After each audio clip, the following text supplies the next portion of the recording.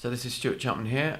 This is a video for my Outstanding Teacher Training Programme, and it's my Evidence of Learning 1 video, the self-assessment of my past, my present and future teaching, and the impact of it that I may foresee in the future. So first of all, I'm going to take it all the way back to 2014. At the time, the premises for Prep for Working Life had been sort of deemed unfit, and so there was a massive overhaul of the block itself, and within that was a new digital inclusion room, which I'm in right now, in fact. So I was tasked with essentially kitting it out and making sure that we had the right equipment. At the time, my line manager said to me that he wanted to revolutionise the way that we do things here. At the time, I was quite keen on technology, but didn't have a huge amount of knowledge. So I had sort of very little guidance to do this. So I kind of had to bumble along and teach myself and find out exactly what we needed, really. So in the end, we kitted the room out with 20 iPads and 4 iMacs, and the idea was to sort of utilise these for teaching and learning to enhance the student experience. So first of all, one of the issues that kind of came up, I suppose, was training for it. So in teach meets and sort of CPD meetings, I have had been sort of slowly introducing the use of technology into training, and the staff had been really sort of on board, actually. And slowly but surely also, I was trying to sort of change the approach of how people were teaching their sessions, in that they sort of gave themselves a designated take a risk time, particularly with a focus on using technology. So this actually had a really positive effect, and it was great to be there to support other teachers as they kind of tried new technologies out. They're still doing it now, which is good. So that's a tick for the present for sure. So what I'm going to do is I'm going to just talk about a few of the things that I've used in the past that have had a positive impact. So first of all, I'm going to talk about the Apple iMovie app.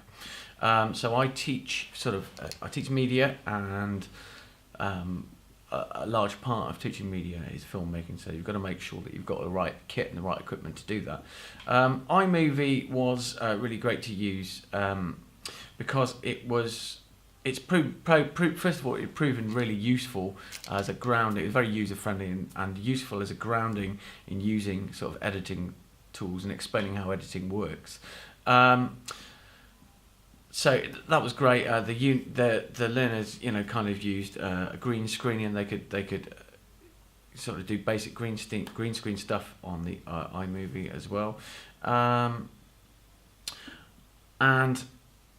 And the other positive effect that it had was that it allowed the learners to approach the theory stuff. So they learned the skills of using camera equipment and skills of using iMovie, and then they were able to kind of present their learning of more theory-based stuff through using the practical skills that they just learned. So that was really useful, had a great impact on the way that they were assessed, because it just also meant that it was a double assessment, in that I was assessing using their skills as well as the content in what they've done. This was also really useful for when they were studying other units with other teachers as well, in that they could also present their learning using a very similar method and using those skills that they had picked up. So moving on, next one I'm going to talk about is an iPad app called Hokusai, or Hokusai 2 there is now as well. It's a really useful iPad app because it's useful, first of all, to have something at your fingertips, but also to acclimatise, just kind of getting used to using the interface of the iPad. So Hokusai is essentially a little kind of recording app. You can multi-track each thing that you record on it. You can import sound into it if you want to. I used it for an assignment where some learners had to I wanted them to create some sound effects. I wanted them to create particularly some ambient background noise. So one of the most effective ones was one of that was created by some learners of some pub chatter, which it was really effective because the dynamics of the conversation that they'd use were really different and it sounded really, really realistic. So the benefits of using this app is that, first of all, it's really, really portable, so that helps them if they're going outside and they're doing any field work, or maybe even, if they just want to capture something, well, that sounds good, I could use that. So it's really portable. The other thing is the older methods that you might have had to use is that they would have had to maybe record that on a DAT recorder and then uploaded that onto a computer app, something like Pro Tools. Okay, it would really, really complicate the process. So Hakuza has really simplified that whole idea of kind of creating sound effects and making sound effects and recording stuff.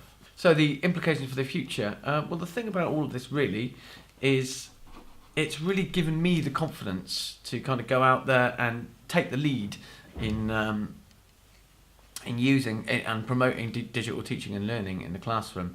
That for me has been the most powerful thing. It's been really empowering for me, and to be able to sort of introduce others to it, perhaps others that who are a bit more reluctant, a little bit more technophobic, if you like, for them to kind of come to me and ask how to use that. It's been really empowering for me and for them to be able to use that technology to enhance their teaching and learning as well as mine. So that's great.